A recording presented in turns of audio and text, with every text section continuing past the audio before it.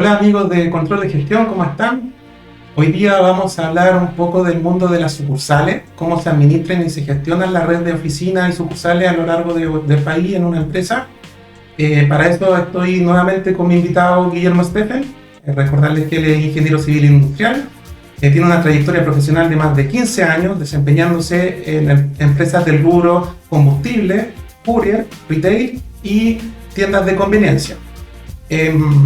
Guillermo, gracias por venir. Gracias, Tigino, por invitarme.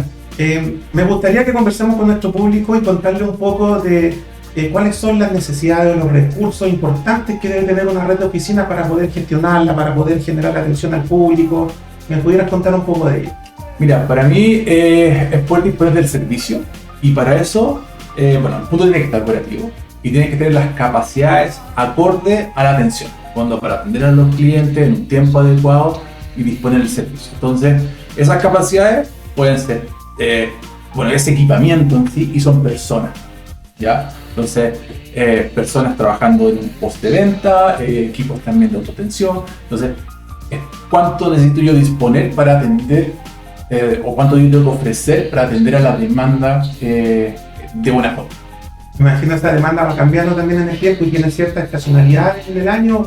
Siempre se trabajan con la misma cantidad de personas, tienen que ir... Claramente, esto va variando. O sea, efectivamente existen los picos de venta, depende del giro de cada negocio, puede ser muy alta la Navidad o ciertas estacionalidades, como no sé, en el retail, la época cuando se cambian los uniformes a los niños. Entonces hay puntos que son más altos que otros. En el courier, claramente lo que era Navidad, los cyber, eran momentos de más venta.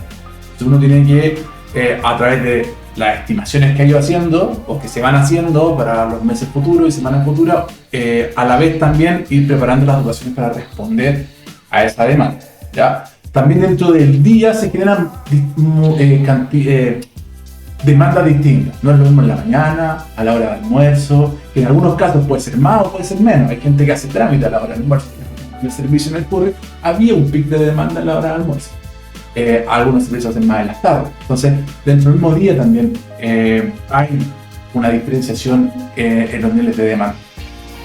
Y nosotros como equipo de control de gestión siempre estamos tratando de relacionar las distintas variables y poder entender el impacto que tiene esta dotación y que tienen costos asociados a principalmente la mano de obra, las remuneraciones, los bonos, los incentivos, costos que tienen que estar ligados también a la cantidad de ingresos que se están percibiendo en la sucursal, para ver hasta qué punto esos costos son eficientes y son rentables.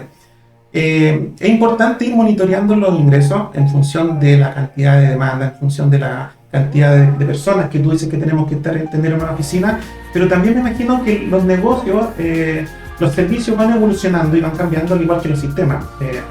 ¿Cómo tratamos que el equipo esté actualizado de la información necesaria para poder prestar el servicio y dar información? Claro, la capacitación es un punto importante, ¿ya? O sea, cuando alguien va a enfrentar a un cliente o va a enfrentar un sistema, tiene que saber ocupar el sistema o los servicios que está ofreciendo. Entonces, hay que capacitar a la gente lo más rápido posible, porque tampoco tú quieres tener una persona mucho tiempo parado. No puedes decir, oye, para tomar una función y la vamos a capacitar 3 semanas. Tiene que ser en un tiempo acotado, de forma sencilla, que sepa lo que está vendiendo, que sepa ocupar los sistemas y, teniendo esa capacitación mínima, empieza a operar y después constantemente hay que estar recordando. Claramente la ayuda de los compañeros siempre es una ayuda, pero también, si no lo acompañas de la capacitación, va a aprender con ciertas falencias, con ciertas mañas. Todos tenemos nuestras mañas, todos tenemos de repente ciertos desconocimientos, entonces empieza un aprendizaje que no es completo.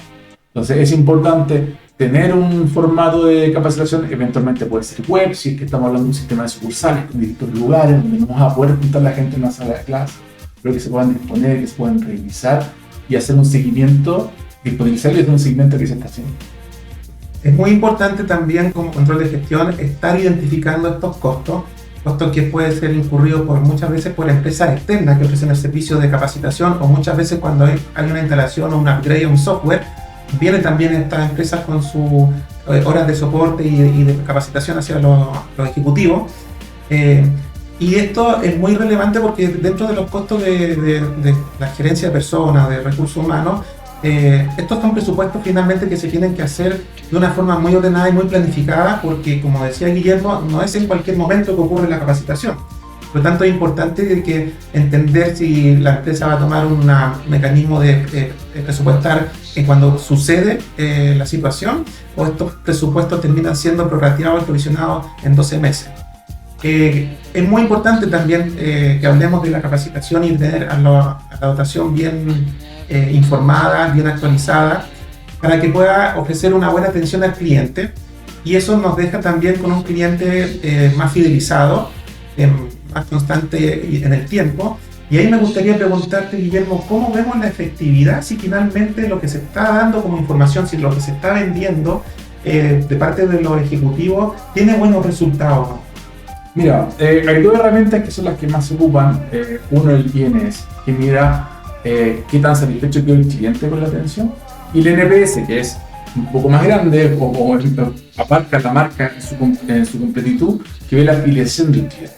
En el fondo, su experiencia completa, no solamente en el punto de venta con quien lo atendía, sino si el producto fue satisfactorio, si fue un envío, si llegó a tiempo. Entonces es un indicador que ve la integridad de la marca, ¿ya?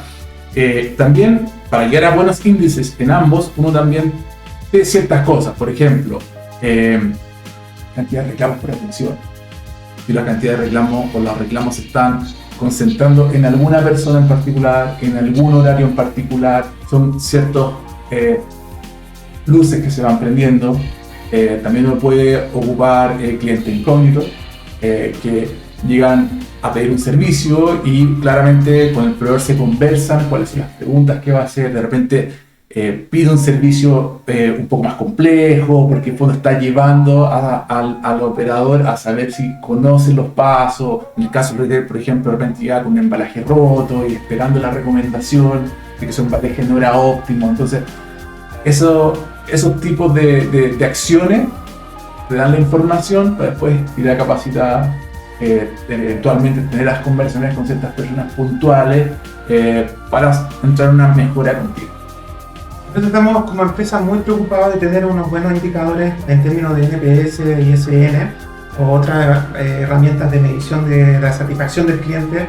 Y bueno, hemos identificado las necesidades de dotación, su configuración, me imagino, de turnos también va de acuerdo a lo que tú explicabas, de la estacionalidad, de los eventos que ocurren en el año, mantener una capacitación bastante actualizada y bien informada para entregar un buen servicio, hacer una buena venta.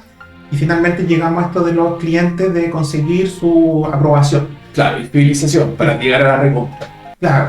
Entonces, también me gustaría preguntarte, ¿cómo gatillamos como empresa el conseguir el objetivo de estos ejecutivos o operadores de alguna oficina?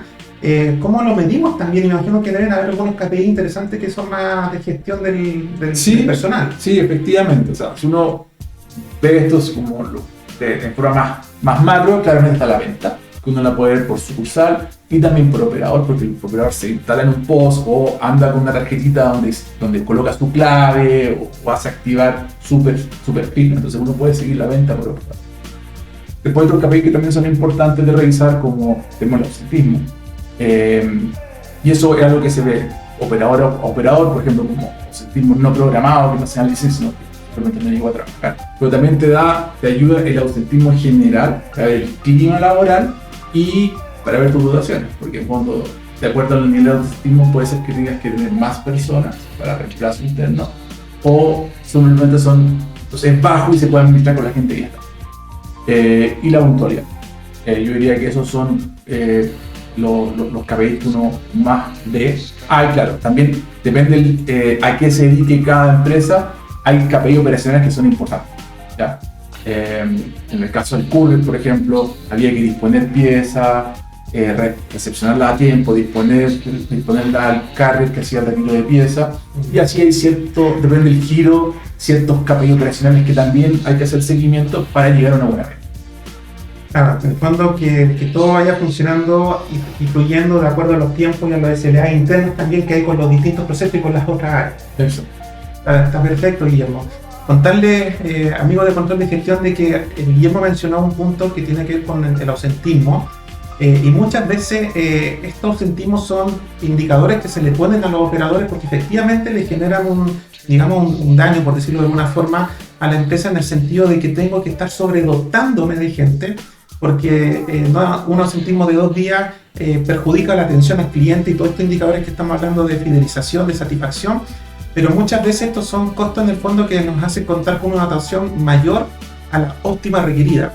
Es parte de lo que un control de gestión tiene que estar monitoreando y midiendo, porque muchas veces vemos como este nivel de ausentismo empieza a crecer y sabemos que esto hay que cubrirlo en la oficina para poder atender al cliente, como explica Guillermo, pero esto significa también un costo extra. Entonces, como control de gestión tenemos que estar muy preocupados de este tipo de indicadores y también muy preocupados del esquema y modelo de incentivo que se implementa de cara a los ejecutivos en lo que es sus funciones en la atención al público. Estos esquemas de incentivos se evalúan principalmente como un costo variable dentro de la remuneración y es muy importante ir entendiendo, por ejemplo, qué porcentaje de la remuneración y tener un equilibrio en el sentido de que estamos hablando de una renta fija más una renta variable, y eso tiene que conversar un poquito con la necesidad y con la tendencia que tiene la compañía en función de poder configurar y modelar muy bien un esquema de remuneración. Entonces, control de gestión muchas veces están ligados a entender y manejar estos temas con el área de personas o de recursos humanos y también con el área operacional o comercial que se dedica a atender a la red de oficina. Agradecerte, Guillermo, nuevamente por tu presencia y poder contarnos un poquito de cómo funcionan y operan la oficina.